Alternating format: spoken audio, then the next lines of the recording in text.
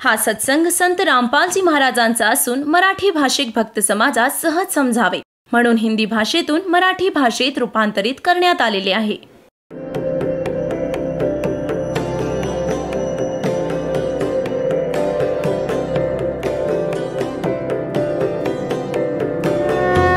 और ज्ञान सब ज्ञान डी कबीर ज्ञान सो ज्ञान और जैसे घोड़ा तोब कायम करता चले मैदान. जगद्गुरु तत्वदर्शी संत रामपालजी महाराजांचे अमृत वचन सर्व पवित्र धर्मांच्या व पवित्र शास्त्रांच्या आधारावर. अक्षर पुरुषाच्या 7 शंख ब्रह्मांडांमधून पार करून आपल्याला जायचं आहे. त्यासाठी त्याचा एक ओम तर सरळ मंत्र आहे ब्रह्मचा, तत् हा सांकेतिक आहे अक्षर पुरुषाचा, आणि सत देखील सांकेतिक आहे परमक्षर पुरुष परमक्षर ब्रह्मचा. तर या 3 मंत्रांच्या साधनेने आपण इथून पूर्ण मोक्ष प्राप्त करून त्या लोकात निघून जाऊ, जिथे गेल्यानंतर साधक परत कधीही फिरून येत नाही. तर हा पूर्ण श्रीमद भगवद्गीतेचा निष्कर्ष आहे तुमच्यासमोर. आता अजून थोडे संकेत दाखवून देतो. पहा, गीता अध्याय नंबर 8चा आपण इथपर्यंत वाचलं होतं की तो परमक्षर ब्रह्म आहे. या 3ऱ्या श्लोकामध्ये तो परमक्षर ब्रह्म आहे जो गीता ज्ञानदात्यापेक्षा वेगळा आहे. आणि इथे गीता ज्ञानदाता म्हणतात 8व्या अध्यायाच्या आणि या 5व्या श्लोकात की जो पुरुष अंतसमयी मलाच स्मरत शरीर त्यागून जातो तो साक्षात माझ्या रूपाशी एकरूप होतो. साक्षात रूप नाही, मदभाव याती, म्हणजे माझ्या अशा भावात एकरूप होतो, यात काही शंका नाही. आता 7व्या श्लोकात काय म्हटलं आहे 8व्या अध्यायाच्या गीताजी, आणि 7व्यात काय म्हटलं आहे की यासाठी अर्जुना तू सर्व समयी माझे स्मरण कर आणि युद्धही कर. युद्ध करावं लागेल माझ्या शरणात राहिलास तर, आणि मला माझ्यात अर्पण केलेल्या मनबुद्धीने युक्त होऊन निःसंशय मलाच प्राप्त होशील. आता 8व्या अध्यायात गीता अध्याय नंबर 8चा श्लोक नंबर 8 आपण वाचतोय. हे पार्थ, परमेश्वराचे हे नियम आहेत, परमेश्वराचे अभ्यास योगयुक्तेन त्या 3 मंत्रांच्या जपाचा अभ्यास करणारा, दुसरीकडे चित्त न वेधणारा, निरंतर चिंतन करत असणारा मनुष्य परमदिव्य पुरुषाला प्राप्त होतो, त्या परम अक्षर ब्रह्मला प्राप्त होतो. परमप्रकाशरूप दिव्य पुरुषाला अर्थात परमेश्वरालाच प्राप्त होतो, जो गीता ज्ञानदात्यापेक्षा अन्य आहे. हा आता 9व्यात इथे कॉन्सेप्ट पण क्लिअर केली आहे कवीम. आता या इथे छेडछाड नको करायला, हे स्पष्टच वाचू. जो पुरुष सर्वज्ञ अनादी सर्वांचा नियंता म्हणजे सर्वांचा स्वामी, सूक्ष्मापेक्षाही सूक्ष्म सर्वांचं पालनपोषण करणारा अचिंत्य स्वरूप आहे. सूर्याप्रमाणे नित्य चेतन प्रकाशरूप म्हणजे सूर्याप्रमाणेच तेजोमय शरीरयुक्त साकार, हे स्पष्ट आहे यामध्ये. अविद्येच्याही अतिपलीकडे सच्चिदानंद घनब्रह्म, सच्चिदानंद घन परमेश्वराचे स्मरण करतो, त्या परमअक्षर ब्रह्मचे स्मरण करतो. आता 9वा आपण वाचला 8व्याचा, आता 10वा वाचूया. तो आहे भक्तियुक्त पुरुष म्हणजे 3 मंत्रांचा जप करणारा, ज्यामध्ये एक ओम आहे आणि 2 तत्सत, तत् आणि सत सांकेतिक आहेत. तो आहे भक्तियुक्त पुरुष अंतःकाळी योग बलाने, योग म्हणजे साधना, भक्तीच्या शक्तीने भ्रुकुटीच्या मध्यात प्राणाला नीटपणे स्थापित करून मग निश्चल मनाने स्मरण करत त्या दिव्य रूप परमपुरुष परमात्म्यालाच प्राप्त होतो. म्हणजे गीता ज्ञानदात्यापेक्षा अन्य आहे तो परमअक्षर ब्रह्म, त्याची साधना करणाऱ्याला तो प्राप्त होतो. आणि हे अज्ञानी आचार्य आणि हे शंकराचार्य आपले धर्मगुरू म्हणतात. श्रीकृष्णजी स्वतःबद्दल बोलत आहेत, अजून कोणी परमात्मा नाहीये, ज्ञानी अजून कोणी नाहीये. यांनी आज 5500 वर्ष झाली ही श्रीमद भगवद्गीता आणि पुराणांना आणि वेदांना लिपिबद्ध होऊन यांना कखही माहिती नाही याबद्दल. आचार्याचा अर्थ गुरु होतो आणि गुरु अध्यापक असतो, जो सिलेबसशी पूर्ण परिचित असतो, मास्टर असतो. आणि ज्याला कखही माहीत नाही तो कुठला टीचर आणि कुठला आचार्य. बुडवला हा सगळा देश हिंदू समाजाला भूत बनवून आणि मग त्याचीच पूजा करायला लावतात. श्राद्ध काढून आपलं पोषण करतात हे लोक.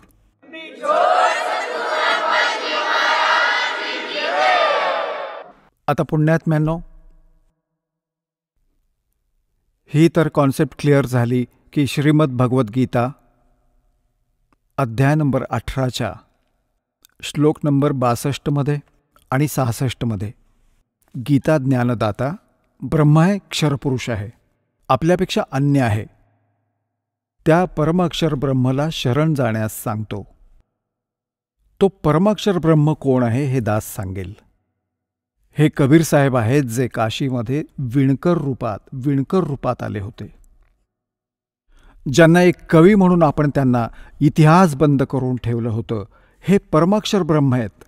त्यांनी 600 वर्षांपूर्वी ते ज्ञान दिलं होतं जे आज आपल्या सद्ग्रंथांमध्ये विद्यमान आहे. आणि हे आपले आचार्य आणि शंकराचार्य श्री शंकरजी श्री विष्णूजींना अजन्मा अजरामर, ज्यांचे कुणी मातापिता नाहीत असं सांगतात. आणि पुराणांमध्ये यांच्या इतिहासात लिहिलं आहे की यांचे आईवडील आहेत, यांचा जन्ममृत्यू होतो आणि यांना हे भगवान म्हणतात. शिवपुराणामध्ये लिहिलं आहे की तुम्ही ब्रह्मा आणि विष्णू, तुम्ही भगवान नाही आहात, तुम्ही स्वतःला भगवान मानलत. आता पुण्यात्म्यांनो, प्रसंग हा चालला होता की आपले धर्मगुरू शंकराचार्य आचार्य आणि सतयुगापासून आजपर्यंत या ब्राह्मण म्हणजे महर्षींना ऋषींना तर ज्ञान कुठून असणार, यांच्या भगवानांनाच ज्ञान नाहीये. ज्यांना हे भगवान म्हणतात विष्णू आणि शंकरजींना आणि ब्रह्माजींना, आणि यांना हे भगवान म्हणतात, हे स्वामी म्हणतात, आणि हे भगवान नाही आहेत हे प्रमाण आहे पुराणात. आता ही कॉन्सेप्ट क्लिअर करतो. पुण्यात्म्यांनो, एका समयी श्री ब्रह्माजी आणि विष्णूजींचं आपापसात युद्ध झालं. कशावरून युद्ध झालं की ब्रह्माजी म्हणतात विष्णूजींना की मी तुझा पिता आहे, तुझा जनक आहे. विष्णूजी म्हणतात की मी तुझा पिता आहे, मी तुझा जनक आहे. अशा प्रकारे दोघांचं युद्ध झालं.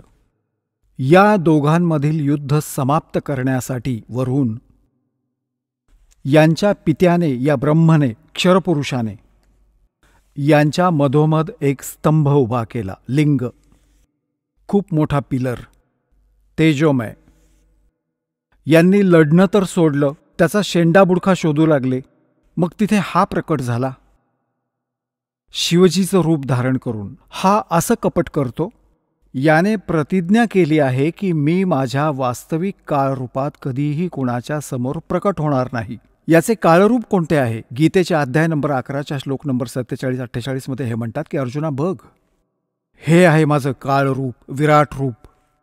आणि याची प्राप्ती ना वेदोवर्णित विधीने, ना जपाने, ना तपाने, ना यज्ञाने कोणत्याच प्रकारे नाही होऊ शकत. ही तर मी अनुग्रह करून तुझ्यावर कृपा केली आहे. तुझ्या आधी हे कुणीही पाहिलेले नाही आणि ना यापुढे कुणी पाहू शकत. गीतेच्या अध्याय नंबर 7 श्लोक नंबर 24-25 मध्ये हे म्हणतात की हा मूर्ख जनसमुदाय मला अव्यक्तम व्यक्तिम आपनमनन्ते, मला अव्यक्ताला मी आपल्या योगमायेने लपून राहतो, हा मूर्ख जनसमुदाय मला व्यक्तिरूपाने आलेला कृष्ण मानत असतील. I am not Krishna. तर तो लपून राहतो, असा छळ करत असतो. कधी विष्णुरूप धारण करून कुणाला दर्शन देतो, ऋषींना, साधकांना. तर तो विष्णूजींचा महिमा गात असतो की तुम्हीच सर्व शक्तिमान आहात, मला समाधी काळात आपले दर्शन झाले, तुम्ही लपवताय स्वतःलाच. असाच कुणी साधक साधना करत आहे ब्रह्मची, तर त्याला ब्रह्माच्या रूपात दर्शन देतात. तो म्हणतो हे ब्रह्माजी सर्व शक्तिमान आहेत, यांनी लपवून ठेवलंय स्वतःला. आणि कुणाला भगवान शंकराच्या रूपात दर्शन देतात, तर ते म्हणतात की भगवान शंकरच सर्वेश्वर आहे. तर अशा प्रकारे हा भ्रम पसरवला होता काल भगवंताने. आणि याच आधारे श्री ब्रह्माजी श्री विष्णूजींना भ्रम झाला की मीच सृष्टीचा रचना आणि पालन करता. ब्रह्माजी म्हणाले मी उत्पत्ती करणारा. विष्णूजी असं म्हणायचे की तू माझ्या नाभीतून उत्पन्न झालास. ब्रह्माजी म्हणतात की मी साऱ्या सृष्टीला उत्पन्न करणारा आहे, मी प्रजापिता आहे. या दोघांचं युद्ध झालं. तर तेव्हा हा येऊन उभा राहिला त्यांच्याजवळ आणि त्यांना हा काय म्हणतो की तुम्ही स्वतःला अज्ञानाने ईश मानले, भगवान मानले, यू आर नॉट गॉड. हे दाखवतो आपल्याला. हे पहा, श्री शिवमहापुराण हिंदी टीका सहित भाग 1. हे श्री शिवमहापुराण याचे कोण आहेत लेखक? विद्यावारिधी पंडित ज्वाला प्रसाद जी, मिश्रकृत हिंदी टीका सहित. खेमराज श्रीकृष्णदास प्रकाशन, मुंबई. हे शिवमहापुराण आहे. याच्या आपण विद्वेश्वर संहितेत जाऊया. हे 11वं पान, विद्वेश्वर संहिता शिवपुराण, अध्याय 6 मध्ये. इथे नंदिकेश्वर म्हणजे तो नंदी बैल सांगत आहे भगवान शंकरांचा. नंदिकेश्वर म्हणाले की हे योगेंद्र, एकदा विष्णू भगवान शेषशय्येवर आपल्या गरुडादी पार्षदांनी संयुक्त लक्ष्मीसहित शयन करत होते. त्यावेळी ब्रह्मज्ञानींमध्ये श्रेष्ठ ब्रह्माजी आपल्या इच्छेनेच तिथे आले. सर्व प्रकारे सुंदर अशा त्या शय्येवर शयन करणाऱ्या कमललोचन विष्णूजींना विचारू लागले, तुम्ही कोण आहात? मला बघूनही अहंकारी पुरुषाप्रमाणे शयन करता वत्स? मुला उठ, बघ, मी तुझा स्वामी आलो आहे.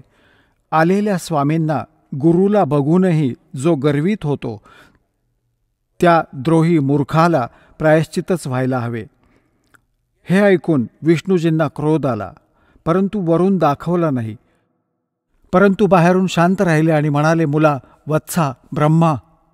विष्णूजी म्हणाले ब्रह्माजींना, वत्सा मुला, तुझं कल्याण हो, बैस, ह्या आसनावर बैस.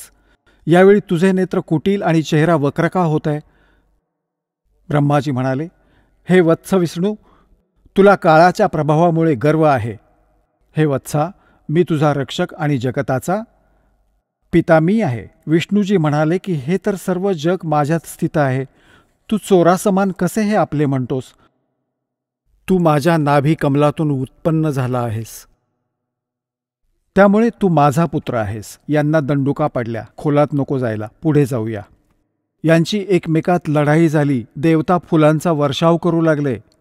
शाबास, कापा एकमेकांना. हे आपल्या देवतांची लक्षणे. बघा, हे आपण आता 11वं पान वाचत आहोत. आता आपण खाली आलो आहोत. इथे खाली विद्वेश्वर संहिता. मी श्रेष्ठ आहे, स्वामी आहे असं म्हणत एकमेकाला मारण्याच्या इच्छेने युद्ध करण्यास सज्ज झाले.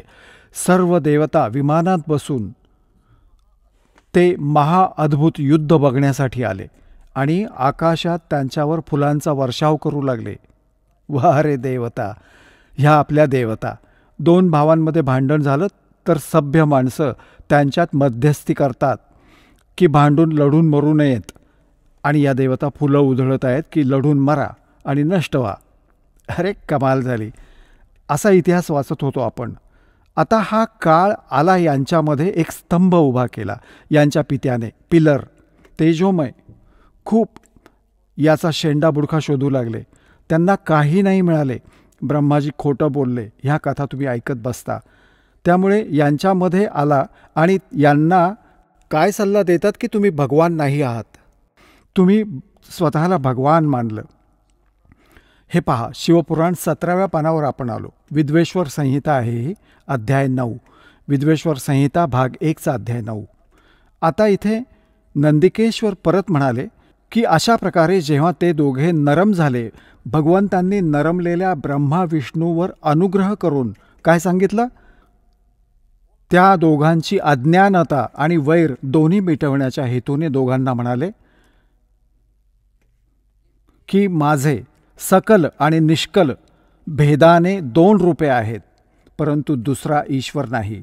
त्यामुळे त्याची 2 रूपे नाही होऊ शकत. पहिला स्तंभरूप आणि मागे मूर्तरूप धारण केलं. यामध्ये ब्रह्म निष्कल आणि ईशरूप सगुण आहे. माझी दोन्ही रूपे सिद्ध आहेत आणि इतर दुसऱ्या कोणाची नाहीत. आता यांना काय म्हणाले?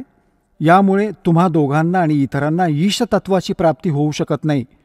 तुम्ही ब्रह्मा आणि विष्णूने अज्ञानाने स्वतःला ईश मानले, भगवान मानले. हे खूपच अद्भुत झाले. हे खूप चुकीचं झालं. ते दूर करण्यासाठीच मी रणभूमीत आलो. आता तुम्ही तुमचा अभिमान त्यागून मज ईश्वरात आपली बुद्धी लावा. माझ्या प्रसादाने लोकात सर्व अर्थ प्रकाशित होतात. आता हे काय म्हणतात की मी जगाचा वर्धक असल्याने मी ब्रह्म आहे. आता पुढे दाखवतो तुम्हाला. हे अध्याय पान नंबर 18वर पहा, अध्याय नंबर 10चा, आणि आपण हे इथे येऊया.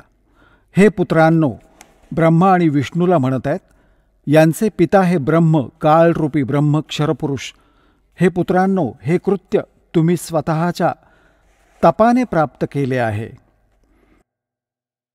ज्याला सृष्टीची उत्पत्ती आणि प्रलय पालन सांगितलं जातं. विष्णू आणि ब्रह्माजींना त्यांचे वडील म्हणजे काळ म्हणत आहे की तुम्ही हे कृत्य स्वतःच्या तपाने प्राप्त केले आहे, जे सृष्टीची उत्पत्ती आणि पालन म्हटलं जातं, जे मी प्रसन्न होऊन तुम्हाला दिलं आहे. अशाच प्रकारे दुसरी 2 कृत्य रुद्र आणि महेशाला प्रदान केली आहेत. परंतु अनुग्रह कृत्य प्राप्त करण्यास कोणीही समर्थ नाही. आता ह्यामध्ये दासाला म्हणायचं होतं की 2 तर ब्रह्मा विष्णू झाले आणि दुसरे रुद्र आणि शिव झाले, हे 4 झाले, आणि 5वे हे बोलत आहेत. हे 5वे जे बोलत आहेत हे त्यांचे पिता आहेत, हे क्षरपुरुष आहेत, आणि तिथे हे शिवरूपात उभे राहिले. त्यांच्या जवळ येऊन हा असाच धोक्याने काम करतो, आपल्या वास्तविकतेशी परिचित होऊ देत नाही. तर ब्रह्मा आणि विष्णूंनी शंकर भगवान मानले. आता पुढे पहा, हे काय म्हणतात. हा काळ जो या चौघांना संबोधित करत आहे तो म्हणतो की माझा ओंकार मंत्र आहे. हे पहा, आता आपण 19व्या पानावर आलो, 18वा वाचलं. विद्वेश्वर संहिता अध्याय 10वा चालू आहे. इथे पहा, इथे या कारणाने त्या ज्ञानाच्या सिद्धीच्या निमित्ताने ओंकार नामक मंत्र जप करा. अभिमान दूर करणारा आहे. सोयी निज मंत्र उपदेश करतात. हा ओंकार माझ्या मुखातून उत्पन्न होत असल्यामुळे माझ्याच रूपाचे बोधक आहे. महामंगल करणारा आहे. हा वाचक आहे, मी वाच्य आहे. हा मंत्र माझा आत्मा आहे. त्याच्या स्मरणाने माझे स्मरण होते. उत्तरेकडील मुखातून अकार, पश्चिमेकडील मुखातून उकार, दक्षिणेकडील मुखातून मकार, पूर्वेकडील मुखातून बिंदू, मध्यातील मुखातून नाद. अशा प्रकारे 5 प्रकारांनी हा निर्माण झाला. ते सर्व एक होऊन ओम असे एक अक्षर होते. ही सर्व नामे रूपात्मक. आता म्हणण्याचा अर्थ असा आहे की हे ओम एक अक्षर या ब्रह्मा विष्णू महेशच्या पित्याचे आहे. हे झाले स्पष्ट. आता आपण येऊ पुन्हा देवी पुराणाकडे. आता यातून काय सिद्ध झाले की ब्रह्मा विष्णू रुद्र आणि हे महेश हे भगवान नाही आहेत. यांचे पिता स्वतः म्हणत आहेत की यू आर नॉट गॉड, आणि हे आपले आचार्य आणि शंकराचार्य हिंदू धर्माचे धर्मगुरू हे यांना भगवान म्हणून आपल्याला मूर्ख बनवत राहिले आजपर्यंत. याचं कखही माहीत नव्हतं यांना वेद गीता आणि पुराणातील. सांगा पुण्यात्म्यांनो, यांनी आपल्या भोळेपणाचा गैरफायदा घेतलाय या नकली गुरूंनी. पट्टी पढवली नुसती, मानव समाजाला भूत बनवलं आणि मग त्यांची पूजा करवतात, श्राद्ध घाला म्हणतात, पिंड घाला. आता जी साधना दास सांगेल त्यात ना कोणी भूत बनेल ना कुठल्या कर्मकांडाची गरज आहे. आता पहा, श्रीमद भगवद्गीतेकडे आपण परत येऊया. प्रसंग हा चालला होता आज की आपले आचार्य शंकराचार्य आणि धर्मगुरूंना ज्ञान कुठून असणार. यांच्या भगवानांनाच ज्ञान नाही. ज्यांना हे भगवान मानतात आणि ते भगवान नाहीत, हे सिद्ध झालं की ते भगवान नाहीत. आणि यांना हे भगवान म्हणत आले, ईश म्हणत आले. आता सतयुगाच्या ब्राह्मणांकडे ज्ञान नाही. सांगा, सतयुगापासून आजपर्यंत ब्राह्मणांकडे ज्ञान नाही वेदांचं. आता पहा, श्रीमद देवी भागवत, गीता प्रेस गोरखपूरहून प्रकाशित, केवळ हिंदी. याचे संपादक हनुमान प्रसाद पोद्दार, चिमनलाल गोस्वामी. हे गीता प्रेस गोरखपूरहून प्रकाशित आहे. याच्या आपण 414व्या पानावर येऊ. 414 पान आहे. श्री संक्षिप्त देवी भागवत आणि 6वा स्कंध. आता इथून वाचूया. जन्मेजयने विचारलं, महाभाग, कोणत्या युगात धर्माचं कसं स्वरूप आहे हा संपूर्ण विषय विशेष रूपाने सांगण्याची कृपा करा. व्यासजी म्हणाले, राजन, हे निश्चित आहे की सतयुगात ब्राह्मण वेदाचे पूर्ण विद्वान होते. त्यांच्याकडून निरंतर भगवती जगदंबेची आराधना होत होती. भगवतीच्या दर्शनासाठी त्यांचं मन सदा उत्सुक असायचं. प्रत्येक गावात शक्ती म्हणजे दुर्गेच्या मंदिराचं उद्घाटन व्हावं याविषयी त्यांच्या मनात खूप उत्सुकता होती. सांगा, हे सतयुगातील ब्राह्मण थोडेच विद्वान होते?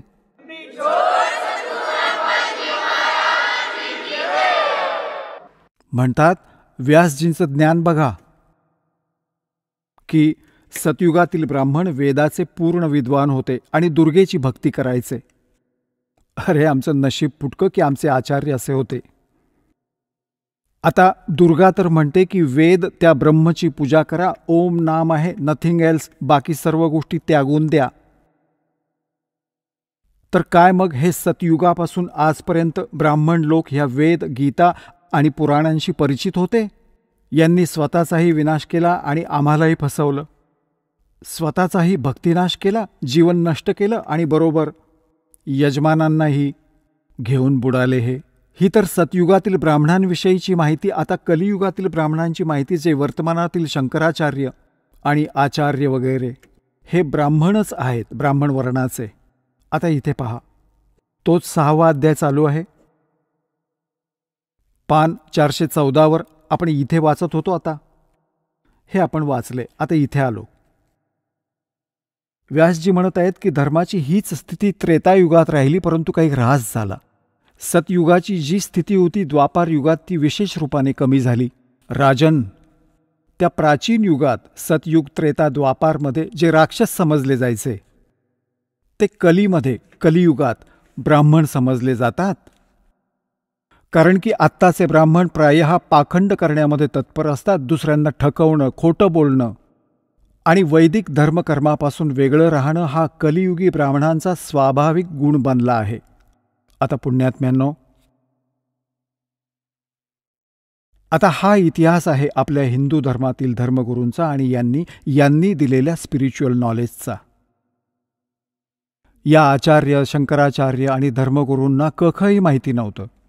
आपले सद्ग्रंथ काय सांगतात आणि हे मात्र लोकवेद ऐकवायचे.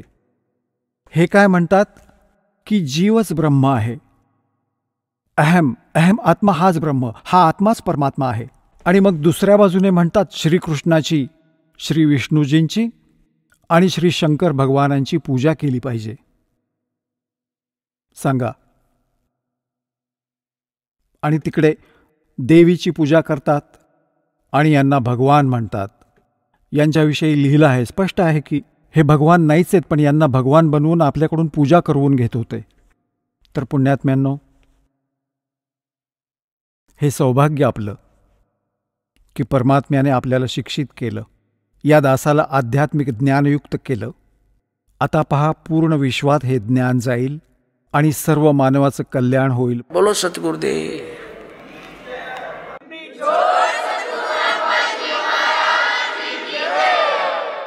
सतगुरुदेव की जय. बंदी छोड़ कबीर परमेश्वर जी की जय. बंदी छोड़ गरीबदास जी महाराज जी की जय. स्वामी राम देवानंद जी गुरु महाराज जी की जय हो.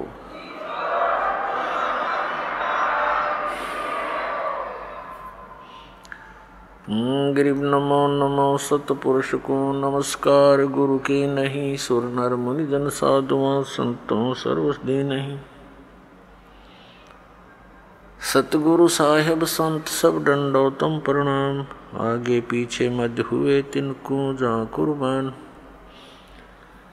नराकार निर्विषम काल जाल भयभंजनम निर्लेपम निज निर्गुणम अकल अनुबेशुंदनम. सोहम सुरति समाप्तम सकल समाना निर्तलय उज्ज्वल हिरंबर हरदम. अम्बे परवा अथा है वार पार नहीं मध्यतम. गरीब जो सुमर सिद्ध होई गणनायक गलताना. करो अनुग्रह सोई पारस पद परवाना. आदि गणेश मनाऊं गणनायक देवन देवा, चरण कमल लौलाऊं आदंत करूं सेवा। परम शक्ति संगीतम रिद्धि सिद्धि दाता सोई, अवगत गुण अतीतम सत्य पुरुष निर्मोही। जगदम्बा जगदीशम मंगल रूप मुरारी, तन मन अर्पों शीसम भक्ति मुक्ति भंडारी। सुर नर मुनि जन ध्यावें ब्रह्मा विष्णु महेशा, शेष शेष मुख गावें पूजें आदि गणेशा। इंद्र कुबेर सरीखा वरुण धर्म राय ध्यावें, समर्थ जीवन जी का मन इच्छा फल पावें। 33 कोटि अधारा दावें 88, उतरे बहुत जल पारा कट है यम की फांसी। 33 कोटि अधारा दावें 88, उतरे बहुत जल पारा कट है यम की फांसी। करे जोरूं विनती करूं धरूं चरण पर शीशी। गुरु जी राम देवानंद जी महाराज ने दियो नाम बख्शीश। कोटि कोटि सिजदा करूं कोटि कोटि प्रणाम, चरण कमल में राखियो मैं बंदी जाम गुलाम। कुत्ता हूँ गुरुदेव का रामपाल दास का नाम, गले प्रेम की जेवड़ी जाखें तो वहाँ जाऊं। तो करो तो बावड़ो दूर दूर करो तो जाऊं। जो राखो तो ही रहूं, जो देवो सो खाऊं। जय इब के सतगुरु मिले, सब दुख आँखों रोए।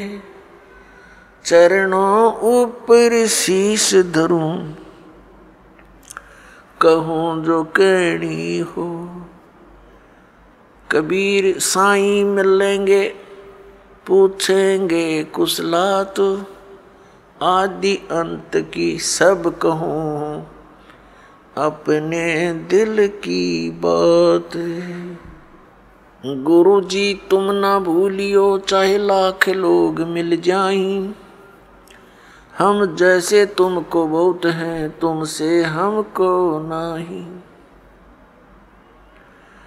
तुम रे विसारे क्या बने मैं किसकी शरण में जाऊं। शिव ब्रंच मुनि नारदा तिनके हृदय न समाऊं।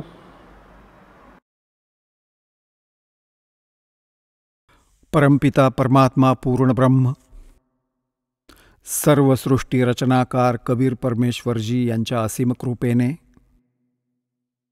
तुम्ही पुण्यात्मा सत्संग ऐकण्यासाठी उपस्थित झालात। ज्या प्रेमळ आत्म्यावर परमात्म्याची विशेष कृपा असते त्यालाच ही सुसंधी प्राप्त होते। खूपच पुण्यकर्मी प्राण्यांना मानव शरीर प्राप्त होतं। त्यांच्याही पेक्षा जास्त पुण्यकर्मी प्राणी ते असतात जे परमात्म्याच्या शोधात मग्न असतात, आणि त्यांच्याही पेक्षा पुण्यात्मा ते प्राणी आहेत ज्यांना सद्गुरू प्राप्त झाले। तर पुण्यात्म्यांनो, तुम्ही त्या तिसऱ्या नंबरच्या म्हणजे गुड बेटर बेस्ट या बेस्ट आत्मा आहात परमात्म्याची आपल्याला सद्गुरू मिळाले आहेत. आता तुमचा हा शेवटचा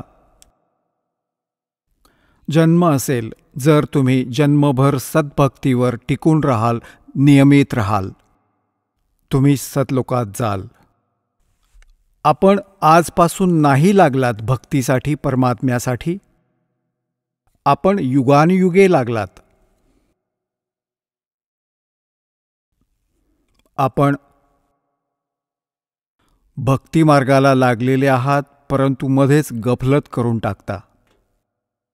कोणत्याही कारणाने तुमचा या भक्तिमार्गावरून पाय घसरून जातो आणि मग याच काळाच्या खड्ड्यात भोवऱ्यात पडून राहता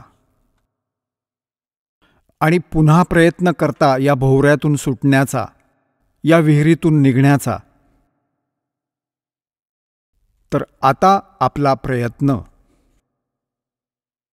आता आपला जो ह्या काळाच्या फेऱ्यातून निघण्याचा हा शेवटचा प्रयत्न आहे.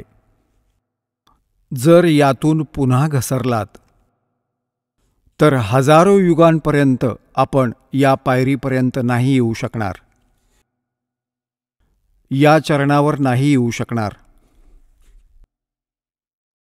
जे या सत्मार्गाशी जोडलेले आहेत आणि त्यांचा पाय घसरला तर ते तर खूप कित्येक हजार युगांनंतर पुन्हा या भक्तिमार्गाला ग्रहण करू शकतील. कारण काय आहे? कारण हे आहे की ही सद्भक्ती आहे, यथार्थ मंत्र आहेत. यांचा जप केल्याने आपली कमाई खूप सारी होते, खूप जास्त होते आणि आपण त्याचा संग्रह करून सतलोकात जायचे होते ह्या भक्तीच्या कमाईच्या जोरावर.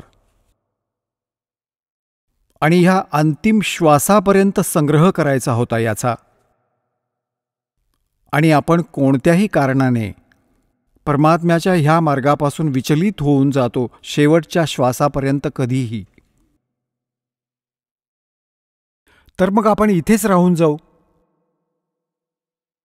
आणि इथला नियम आहे की जशी कर्म प्राण्यांनी केली आहेत तशीच फळं त्याला मिळणारच मिळणार. आपल्या पुण्यकर्मांचा, आपल्या सद्भक्तीचा डोंगर उभा राहील. जसा आपल्याला पहिला मंत्र दिला जातो, यात आपले कमळ आहे आपल्या शरीराच्या आत. ही चक्र बनलेली आहेत, चक्र. जसे एक मूळ चक्र आहे, मग स्वादिष्ठान चक्र आहे, ज्याला आपल्या संतांनी स्वादचक्र म्हटलेलं आहे, आणि मग नाभी चक्र आहे. नाभी कमळही म्हणतात, मूळ कमळही म्हणतात, अधिष्ठान कमळही म्हणतात. चक्र म्हणा, कमळ म्हणा, संतांनी त्याला कमळ म्हटलेलं आहे, योग्यांनी चक्र म्हटलं आहे. मग हृदय कमळ म्हणजे हृदय चक्र आहे. मग कंठ कमळ आहे, म्हणजे कंठ असलेलं चक्र. आणि मग त्रिकुटी कमळ आहे. तर अशा प्रकारे आपल्या शरीरामध्ये जेवढी काही कमळचक्र आहेत यांच्यावर एका देवतेचं आधिपत्य आहे. मूळ चक्राच्या वर, मूळ कमळाच्या वर गणेशजी. गणेशजींचं बॅरियर आहे. हे समजा की हे बॅरियर आहे. आपल्या निजधामाला जायचं आहे, हे बॅरियर आहे. प्रथम बॅरियर आहे मूळ कमळाचं. आणि दुसरं आधिपत्य आहे स्वादिष्ठान कमळ. कमळ म्हणजे चक्र, स्वादचक्र. आणि तिसरं आधिपत्य आहे हे नाभी चक्र, नाभी कमळ.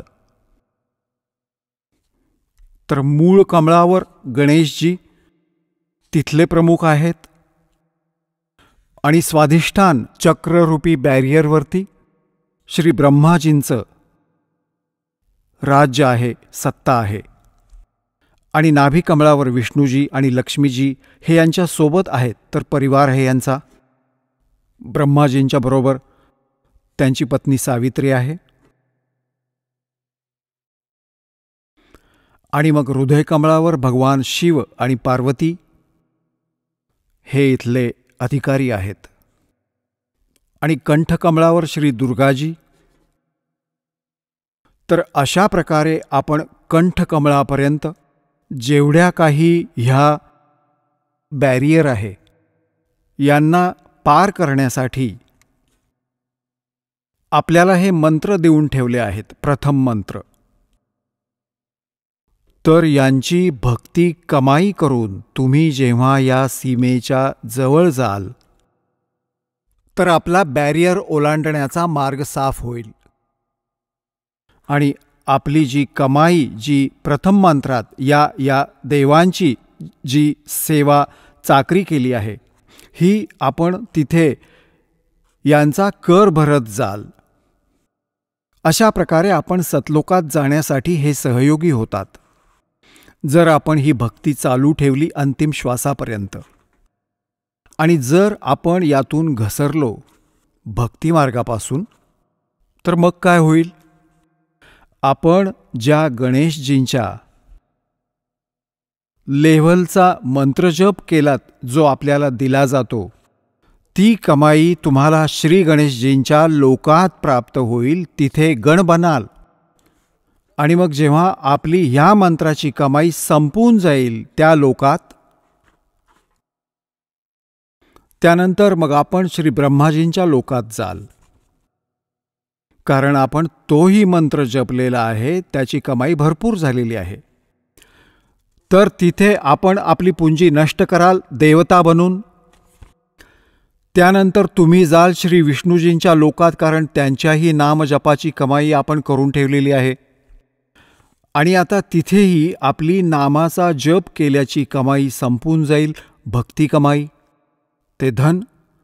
आणि मग तुम्हाला तिथून काढून टाकलं जाईल. मग आपण भगवान शिवच्या लोकात जाल आणि अशा प्रकारे तिथेही आपले पुण्य समाप्त झाल्यावर भक्तीचे हा जो भगवान शंकरांच्या लेव्हलचा मंत्रजाप आपल्याला दिला आहे त्याची कमाई नष्ट झाल्यावर संपल्यावर मग आपण दुर्गाजींच्या लोकात जाल आणि दुर्गाजींच्या लोकात जाऊन आपल्या पुण्यकर्मांच्या कमाईला तिथे नष्ट कराल. तर अशा प्रकारे हे तुम्हाला पृथ्वीवर नाही येऊ देणार कारण इतका पुण्यसंचय होईल आपला. आणि पृथ्वीवर आल्याशिवाय भक्ती मिळत नाही. आणि भक्ती मिळेल या कलियुगामध्ये सतयुग त्रेतायुगामध्ये. या भक्तीला आपण करत नाही कारण की आपण स्वतःच जी साधना करत असतो त्याने आपल्याला वाटत असतं की आपण खूप सुखी आहोत. आणि मग तुम्हाला जे सतनाम देऊन ठेवलं आहे जे 2 अक्षराचं ज्यात एक ओम मंत्र आहे ह्या ब्रह्मचा. पुण्यात्म्यांनो एकच औषध असतं ज्याच्या प्रयोगाच्या विधीमध्ये अंतर असल्याने त्याचा गुण बदलून जातो. तर हेच समजून घ्या की जे मंत्र आपल्याला प्रथम मंत्रात दिलेले आहेत तिथे त्याच विधीने जप करण्याने त्याचा गुण तोच आहे.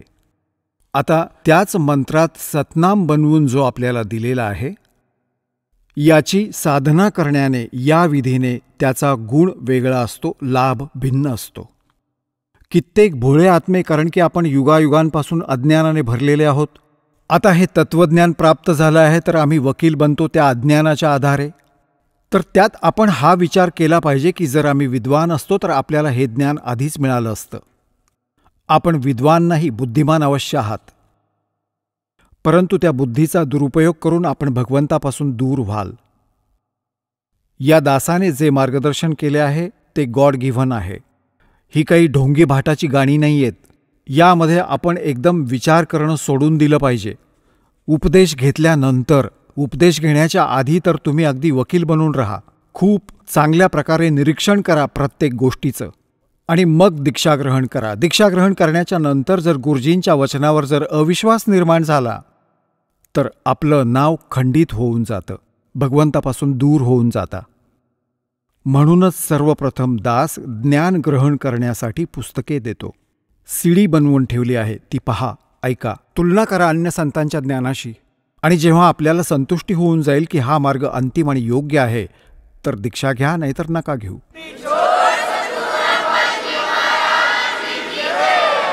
चला आता आपण त्या श्रद्धाळूंचे अनुभव जाणून घेऊयात ज्यांनी जगद्गुरू तत्वदर्शी संत रामपालजी महाराजांकडून नामदीक्षा प्राप्त केलेली आहे, तसेच त्यांच्याद्वारे सांगितलेल्या भक्ती मार्गावर चालत आहेत. नमस्कार सतसाहेब.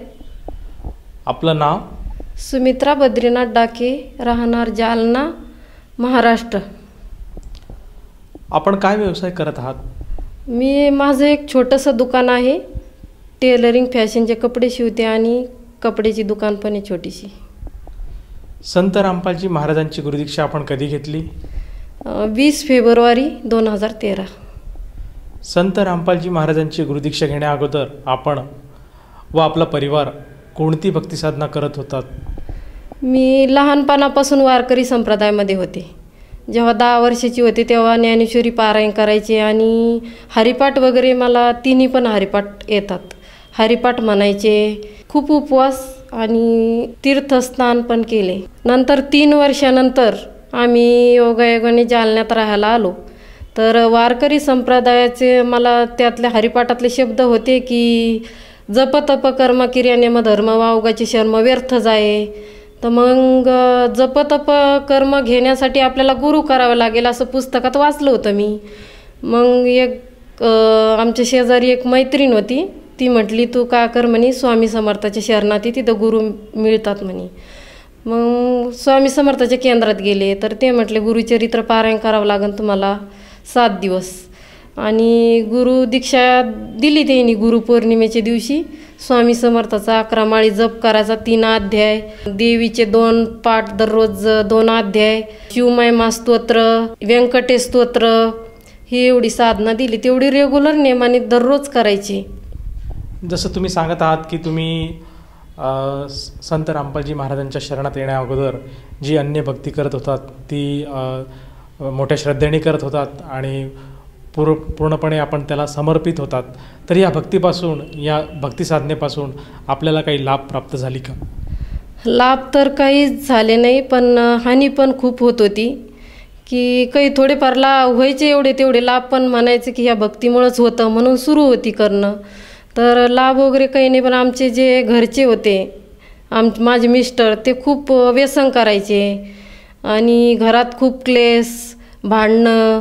मी म्हणायची एवढी भक्ती करते, नवनाथ पारायण मडीला जाऊन वाचलं, नृसिंहवाडीला गुरुचरित्र पारायण, देवीची भैरवचंडीचे पाठ, आणि असं टाईमच नव्हता मग एवढी काही साधना करायची. जप तर इतका करायची की देव भेटन कुठंतरी.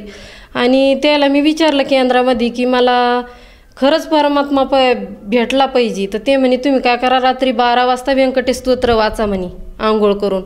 तर मी असं 10 दिवस व्यंकटेश स्तोत्र वाचलं 12 वाजता रात्री. तर म्हटलं मला तर कुठंच परमात्म्याची प्राप्ती नाही झाली. मग असं करून करून खूप बेचैन झाले मी, काय करावं की काहीच नाही सुसाना. एवढी काही भक्ती करत होती ती, काहीच नाही वाटाना. खूप म्हणजे व्यसन पण सुटत नव्हतं. मग ते म्हणायचे की रुद्राभिषेक करा, त्याचा चर्थ पाजा म्हणजे त्यांना, मग त्यांचं व्यसन सुटन. रुद्राभिषेक पण सारखं रुद्राभिषेक करायचे, मग प्रॉब्लेम सॉल्वच नव्हते होत. तरी मग ते म्हणे तुम्हाला पितृदोष आहे. मग पितृदोष आहे तर मग काय करायचं, तर म्हणे तुम्ही काय करा म्हणे, पितृदोषासाठी नारायण नागबळी करा आणि तुमच्या घरच्यांना ते दररोज पितृस्तोत्र वाचा लावा. त्यांनी पितृस्तोत्र वाचलं, नारायण नागबळी केली. पुन्हा दररोज ते सांगायचे कावळ्याला नैवेद्य ठेवा, आमोशाच्या दिवशी नैवेद्य ठेवा वरती, पुन्हा पिपळाच्या झाडाला तीळ वगैरे टाका. मग मी म्हटलं आता हे तर काहीच म्हणजे लाभच नाही झाले काहीच. जसं तुम्ही सांगत आहात की तुमचे पती हे एक व्यसनाधीन व्यक्ती होते आणि व्यसनाने ग्रस्त होते. त्यांची व्यसनापासून मुक्तता व्हावी म्हणून तुम्ही नाना प्रकारची विधी केली, नाना प्रकारची पूजा केली, परंतु या पूजेतनं किंवा त्या साधनेतनं त्यांचं व्यसन मुक्त झालं नाहीत. तर तुम्हाला संत रामपालजी महाराजांची जी शिकवण आहे ती कशी मिळाली? माझी एक मैत्रीण स्वामी समर्थाच्याच याच्यात होती ती केंद्रात.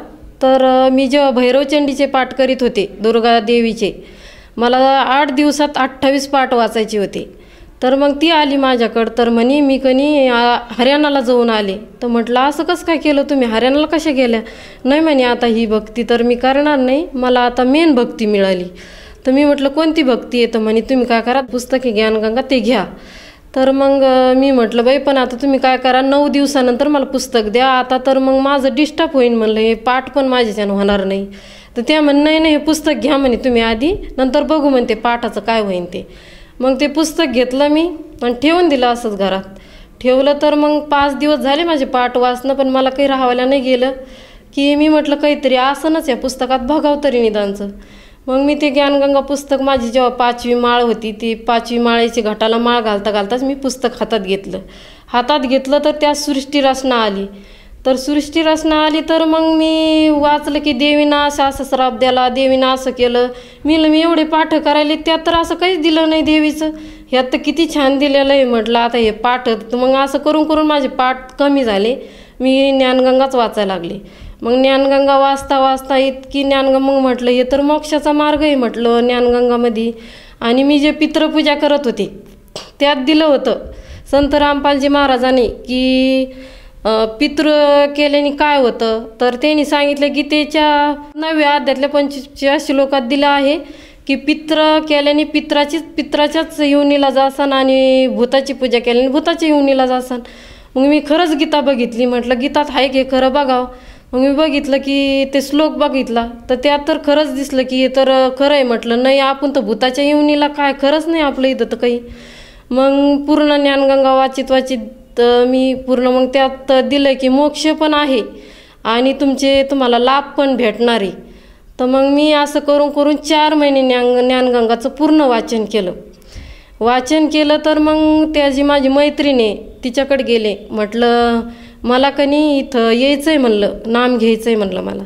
तर त्या म्हणे की नाम घ्यायला का म्हणे मला काही, मी आत्ताच नवीन जाऊन आले म्हणे, दुसरे एक शेळके भगत आहे म्हणून आहे म्हणे. आणि त्यांना फोन केला, ते 2 जण आमच्या घरी आले. तर आमची आर्थिक स्थिती एवढी झाली होती, आमचे भगतजी घरचे व्यसन करीत होते तर पैसे पण नव्हते राहिले जवळ जाण्यासाठी. तर मग ते आले तर ते म्हणे आम्हाला तर जायचं बापा, हे आमच्या घरचे म्हणले इथं म्हणायली मला यायचं आहे पण पैसे तर आमच्याकडं नाही, हरियाणा म्हणलं तर खूप दूर आहे, आम्हाला खूप पैसे लागतील. तर ते म्हणले तुम्ही टेन्शन नका घेऊन म्हणे, तुम्ही जा म्हणे. त्यांनी तिकीटं काढले आमचे. तर मग आम्ही गेलो, मग ट्रेनमध्ये बसून गेलो. तर मग तिथं गेल्यावर आम्हाला ते काही त्यांचे संत रामपालजी महाराजाचे भगत भेटले. ते म्हटले की चला तुम्हाला आश्रममध्ये नेतो, आश्रम दाखवतो. मग आम्ही आश्रममध्ये गेलो. आमच्या घरचे घरी म्हणले होते मी नाम घेणार नाही म्हणे, तुझ्यासोबत येतो बापा. मग तिथं गेल्यावर त्यांनी मग ते भगत भेटले ते संत रामपालजी महाराजाचे. तर मग आत गेलो. आत गेल्यानंतर भंडारा वगैरे केला. तर माझ्या मिस्टरांनी लगेच नाम घेतलं. तर माझ्याकडे आले, मला म्हणे मी नाम घेतलं. म्हटलं नाम घेतलं म्हणे हो, मला खूप छान वातावरण वाटलं म्हणे, मी इतकी देवी देवता धुंडलो म्हणे, पुरा महाराष्ट्र पायाखाली घातला पण असं वातावरण मला कुठंच दिसलं नाही. आपण एवढं गेलो म्हणे, गुरुपीठावर गेलो, नाशिकला गेलो, गुरुमाऊलीच्या तिथं गेलो, तिथं तर एक पाववाडा विकत आहे म्हणे खायला, आणि रातभर जागायचं तिथं, काय काय देवीचे पाठ करायचे, कुठं काही करायचं. इथं तर आज सगळं फ्री जेवण आहे म्हणे, गावरान तुपाचं, हे तर खराच स्वर्ग खराच मुक्तीचा मार्ग आहे म्हणे. मग त्याला तिथं गेल्या गेल्या कळलं, त्यांनी नाम घेतलं आणि मी मग त्यांच्यानंतर मी खुश झाले. मला आधीच परमात्माचं ज्ञान झालं होतं ज्ञानगंगा वाचून की बाबा खरा परमात्मा आहे म्हणून, हे लाभ देऊ शकतो परमात्मा. मग तिथे गेल्यानं मी पण नाम घेतलं. मग लाईन लागली दर्शनाला. संत रामपालजी महाराज दर्शन द्यायला आले आणि आम्हाला मग आशीर्वाद दिला आणि म्हटले की भक्ती करो. मग आम्ही घरी आलो त्याच्यानंतर. जसं तुम्ही सांगत आहात की तुमची जी मैत्रीण होती त्या मैत्रिणींनी तुम्हाला ज्ञानगंगा हे पुस्तक वाचायला दिलं आणि ते तुम्ही पुस्तक वाचलं. त्या पुस्तकाच्या वाचनानंतर तुम्ही संत रामपालजी महाराजांची नामदीक्षा घेतली. तर या नामदीक्षेनंतर आपल्याला व आपल्या परिवाराला काही सुखप्राप्ती किंवा काही लाभप्राप्ती झाली का? सुखप्राप्ती तर एवढी झाली, आर्थिक लाभ झाला, भौतिक आणि आध्यात्मिक मेन लाभ झाला की परमात्मा भेटला खरा. मी जेव्हा लहानपणापासून वाचित होते की त्या हरिपाठात जे दिलं होतं मंथुनी नवनीता तैशी घ्या अनंता वाया व्यर्थ कथा सांडी मार्गो. तर त्यांनी सांगितलं होतं. मला नंतर कळालं भक्तीत आल्यावर की बाबा हे मंथुनी नवनीता म्हणजे हे शब्द काय आहे. तर त्यांनी सांगितलं पूर्ण शास्त्राचं मंथन करा, तेव्हा तुम्हाला परमात्माची प्राप्ती होईन आणि सद्गुरू भेटन. तर मग मी ते नंतर मला हे झालं. मग आज त्यात पुन्हा हरिपाठात हा एक शब्द आहे, मोक्षरेखी आला भाग्य विनटला साधूचा अंकिला हरिभक्त. तर त्यात जेव्हा ते दिलं होतं ते पॉईंट मी काही तेव्हा नाही मला कळलं, पण जेव्हा भक्तीत आल्यानंतर मी ज्ञानगंगा वाचली तेव्हा कळलं खरंच मोक्षाच्या मार्गाला जायला पुण्य पण लागतंय. तर त्याच्यात जे शब्द दिलेला आहे ती परमात्माची महिमा गायलेली आहे. तर म्हटलं मला खरंच परमात्मा भेटला, तर हे खरा लाभ झाला. मला मेन मुक्तीचा मार्ग भेटला.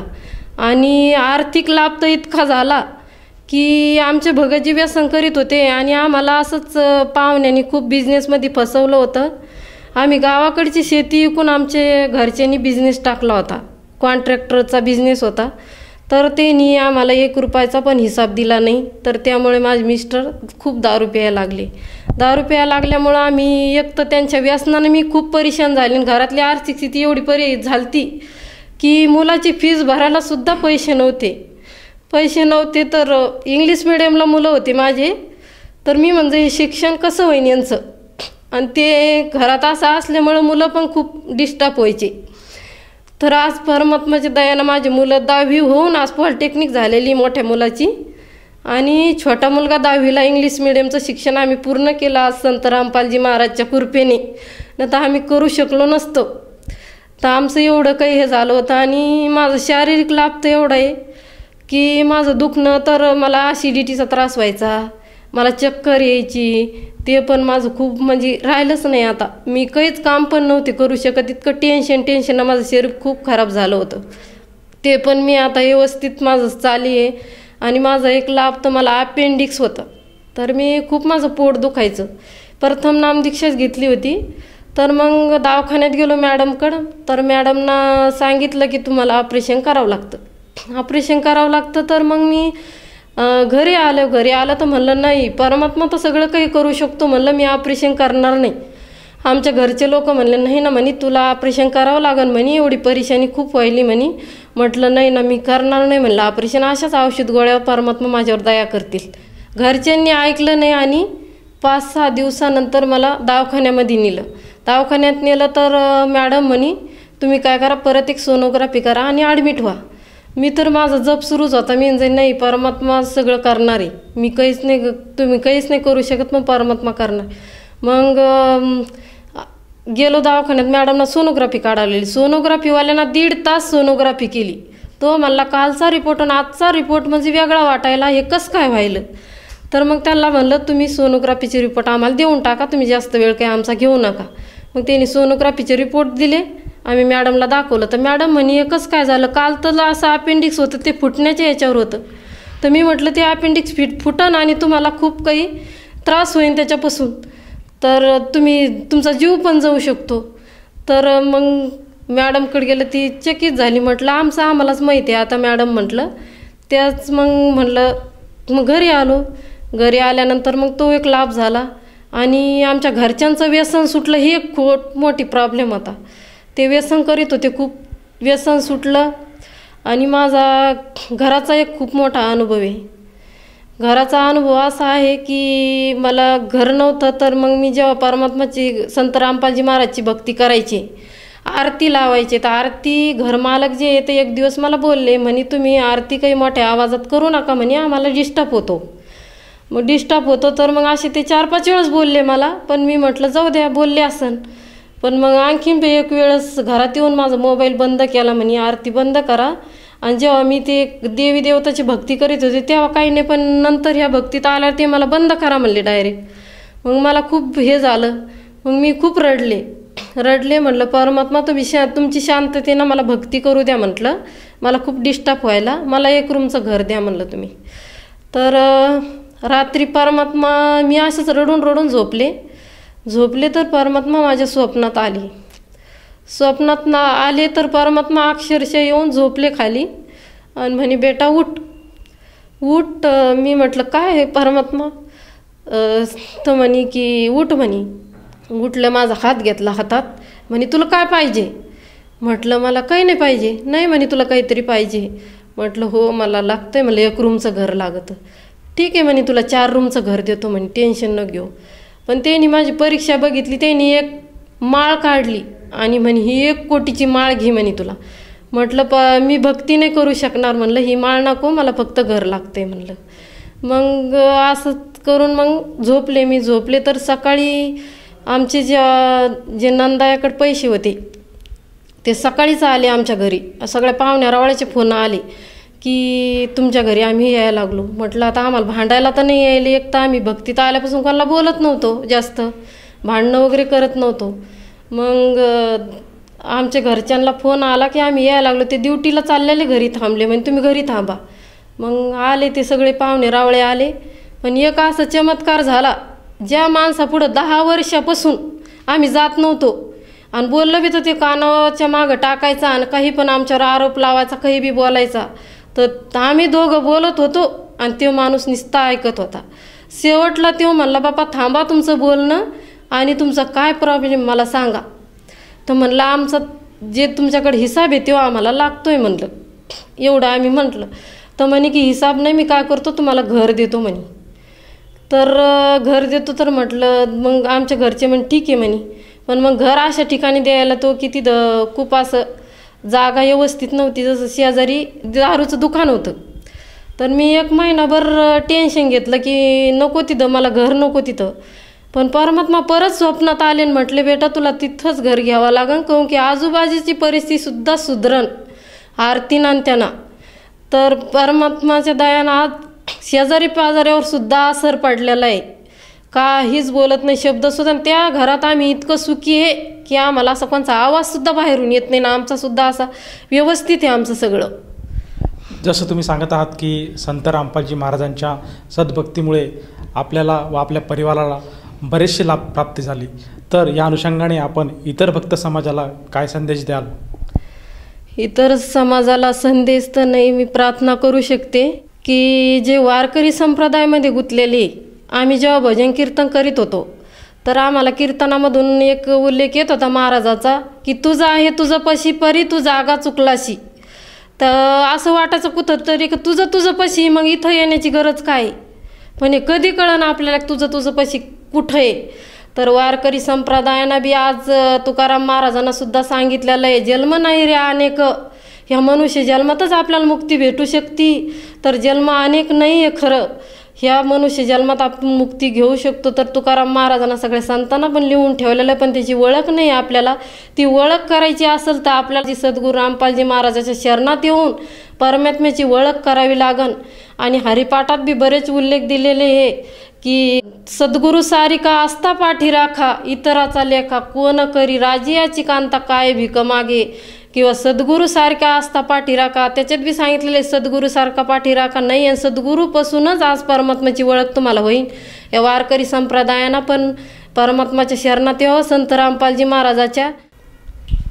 जर कोणा व्यक्तीला किंवा साधकाला संत रामपालजी महाराजांची गुरुदीक्षा घ्यावायची असेल तर ती व्यक्ती किंवा तो साधक गुरुदीक्षा कशी घेऊ शकेल?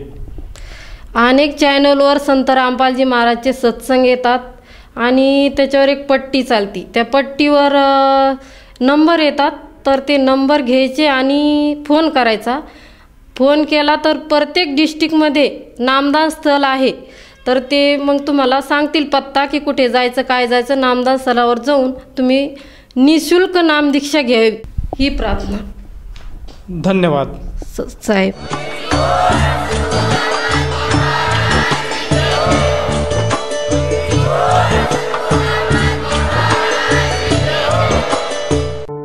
आपण ऐकत होता जगद्गुरु तत्वदर्शी संत रामपालजी महाराजांचे मंगल प्रवचन. निःशुल्क नामदीक्षा प्राप्त करण्यासाठी आणि अधिक माहितीसाठी संपर्क करा 7030303951 7030303952. आमची वेबसाईट आहे www.jagadgururampalji.org.